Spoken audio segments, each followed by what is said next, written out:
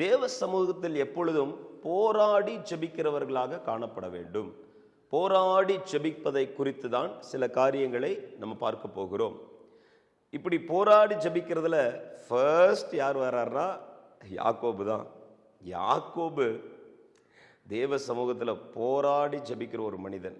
அதெல்லாம் முடியாதுங்க ஆண்டவரே, நீங்கள் என்னை ஆசீர்வதிச்சு தான் ஆகணும் ஆண்டவரே, நீங்கள் என் கூட வரலன்னா என்னால் எதுவுமே செய்ய முடியாது, நீங்கள் கூட வரணும். போராடி ஜெபிக்கிறாச்சு. போராடி ஜெபிக்கணும்.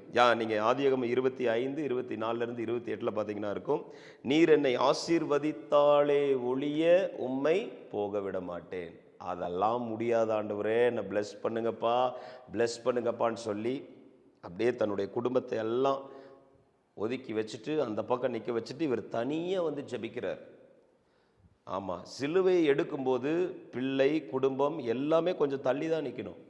தேவனுடைய ஜனங்களே, நம்ம குடும்பத்தை நேசிக்கணும், நம்முடைய தாயை நேசிக்கணும், தகப்பனை நேசிக்கணும், பிள்ளைகளை நேசிக்கணும், எல்லாரையும் நம்ம நேசிக்கணும் தான், அதில் எந்த மாற்றமும் கிடையாது. ஆனால் சிலுவை என்று வரும் பொழுது, ஜெபம் என்று வரும் பொழுது எல்லாரையும் கொஞ்சம் தள்ளி தான் வைக்கணும். தேவனுடைய காரியத்தில் நம்ம கருத்தாய் இருக்க வேண்டும் என்று வேதம் நமக்கு எச்சரிக்கிறது. நிறைய பேர் என்னன்னா, குழந்தைங்களுக்கு ரொம்ப இம்பார்ட்டன்ஸ் கொடுத்து ஜெபத்தை குறைக்கிறார்களே.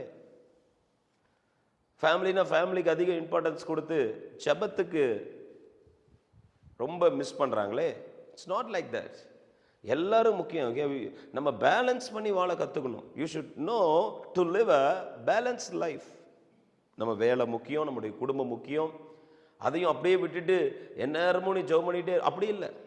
புரியுதுங்களா நான் சொல்றது?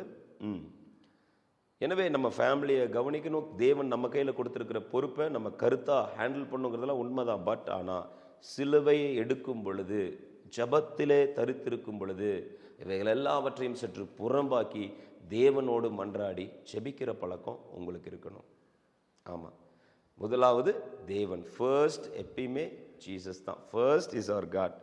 ஆமாம், பாருங்க, பவுல் சொல்றாரு, உங்களுக்கு போராட்டம் உண்டு என்று நிருபத்திலே அவர் சொல்றாரு. நிருபங்கள் அவர் மென்ஷன் பண்ணியிருக்காரு.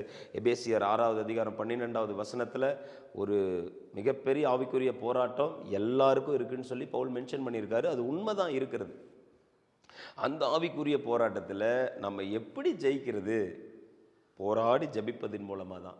தேவனுடைய சர்வாயுத வர்க்கத்தை எடுத்து பயன்படுத்துவதன் மூலமாக தான். விசுவாசத்தை பயன்படுத்தி ஜெபிக்கணும், வேத வசனத்தை பயன்படுத்தி ஜெபிக்கணும், தேவ நீதியை பயன்படுத்தி ஜெபிக்கணும், இயேசுடைய இரத்தத்தை பயன்படுத்தி ஜெபிக்கணும். வசனங்கிறது ஆவிக்குரிய பட்டயங்க. உங்க கையில ஒரு பெரிய உலகத்திலே ரொம்ப ஷார்ப்பான கத்தி உங்க கையில் இருக்கு. அதுதான் பரிசுத்த வேதாகமம். இருக்கிறதுலேயே பயங்கர கூர்மையான பட்டயம் இந்த பரிசுத்த வேதாகமம். இந்த வேதாகமத்தை எடுத்து பயன்படுத்தினால் எப்பேற்பட்ட பிசாசும் நடுங்கும், எப்பேற்பட்ட பிரச்சனையும் மாறும். இந்த வேதாகமத்தை வைத்து ஜெபிக்க வேண்டும். இந்த பட்டயத்தை பயன்படுத்தினால் ஆவிக்குரிய போராட்டத்திலே நாம் ஜெயத்தை பார்க்க முடியும். அதே போல நெகேமியா அலங்கம் இடிக்கப்பட்டு விட்டது என்று அவர் கேள்விப்பட்ட பொழுது மனம் கசந்து மனம் உடைந்து தேவ சமூகத்தில் போராடி ஜெபிக்கிறாரு. எப்படியாவது அந்த அலங்கம் கட்டப்படணும், அந்த அலங்கம் வேணும், என் ஊர் நல்லா இருக்கணும், என் ஜனங்க நல்லா இருக்கணும். அந்த ஒரு எண்ணம், என் ஊர் நல்லா இருக்கணுங்கிற எண்ணம், என் ஜனங்க நல்லா இருக்கணுங்கிற எண்ணம். உன்னை போல் மற்றவனையும் நேசின்னு சொல்லியிருக்காருல, பிறனையும் நேசிக்கணும்ல.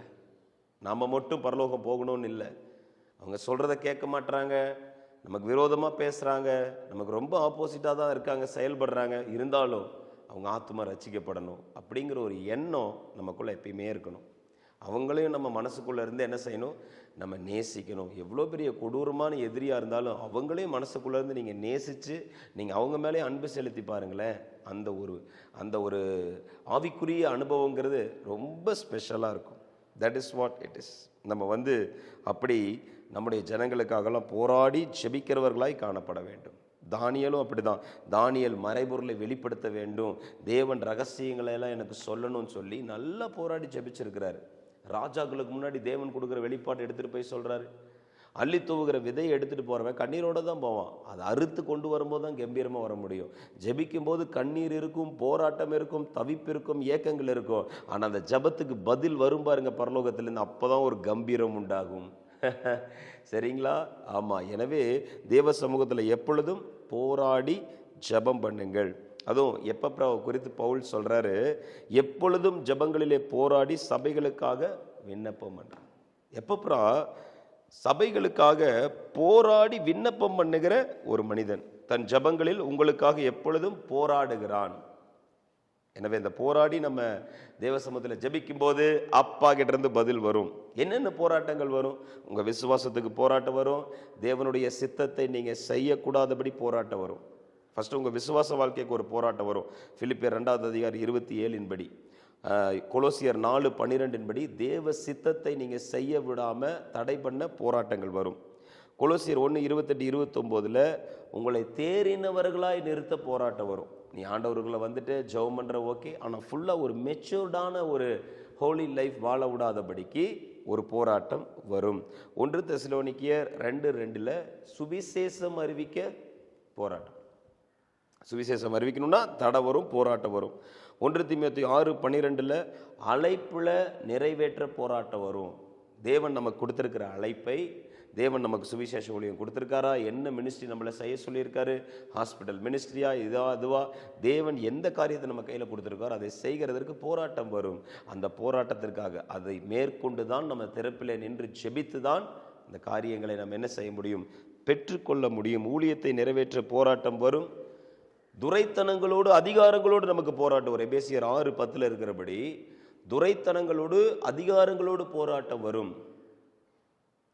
சில வேளைகளில் நம்ம நினைக்கிறத கவர்மெண்ட்டும் சரி, அஃபீஷியல்ஸும் சரி, சில விஷயங்களில் நமக்கு ஏற்றபடி நமக்கு சரியாக அமைத்து கொடுக்க சரியான காரியங்கள் நடக்காதபடி சில தடைகள் வரும், துரைத்தனங்கள் வரும், அதிகாரங்கள் வரும். இது எல்லாவற்றையும் எதிர்த்து நம்ம போராடி ஜெபிக்கும் பொழுது தேவன் நமக்கு வெற்றியை தருகிறவராய் இருக்கிறார். ஆமென். உலகத்தோடு மாம்சத்தோடு போராட்டம் வரும். இந்த உலகத்தோடு போராட்டம் இருக்குது. உலகத்தில் நீங்கள் போகும்பொழுது வரும் பொழுதெல்லாம் போராட்டம் இருக்கும். இந்த மாமிசத்தோடும் போராட்டம் இருக்கும். உங்களுடைய ஒரு ஒன் ஆஃப் த பெரிய எதிரி இந்த மாமிசம். இந்த மாமிசத்தோடு நமக்கு போராட்டம் இருக்கும். இதையும் நம்ம மேற்கொண்டு செபிக்க வேண்டும், ஜெயிக்க வேண்டும். உள்ளான மனிதனில் போராட்டம் வரும். 1 பேதுரு 2:11 உள்ளான மனிதனில் வருகிற போராட்டம் இருக்கிற சூழ்நிலையெல்லாம் பார்த்தா என்னடா ஜெபம் பண்ணும், ஏன்டா ஜெபம் பண்ணும், ஐயோயோ என்னால் முடியல, கம்முன்னு போயிடலாமா. உள்ளான மனிதனுக்குள்ள போராட்டம். ஆனால் ஒன்று சொல்கிறேன், அந்த உள்ளான மனிதனுக்குள்ளே வருகிற போராட்டங்கள் எல்லாமே உங்களை கிறிஸ்துவுக்குள்ள பலப்படுத்தி வலுப்படுத்தி செல்லும். உள்ளான மனிதனுக்குள்ளே வருகிற போராட்டம். அடுத்து ஜீவ கிரீடத்தை பெற போராட்டம் வரும். நம்ம பரலோகத்துக்கு செல்ல அந்த ஜீவ கிரீடத்தை பெற்றுக்கொள்ளக்கூடாதுன்னு சொல்லி நீ இப்படியே ஏதாவது பண்ணு, நீ பழைய வாழ்க்கையிலேயே இப்படியே இரு, ஜெயம் பெறக்கூடாதுன்னு சொல்லி அப்படியே ஜெயம் பெறாதவங்களா இருக்க நினைப்பான். ஆனால் போராடி ஜெபிக்கும் பொழுது வாக்குத்தத்தம் பண்ணப்பட்ட ஜீவ கிரீடம் முடிவு பரியந்தம் நிலை நிற்கும் பொழுது வாக்குத்தத்தம் பண்ணப்பட்ட ஜீவ கிரீடத்தை நம் தலையில் வைத்து அழகு பார்ப்பார் நம்முடைய ஆண்டவர். எனவே தேவ சமூகத்தில் எப்பொழுதும் போராடி ஜெபிக்கிறதுல கவனமாக இருங்க. கர்த்தர் உங்களை ஆசீர்வதிப்பார்.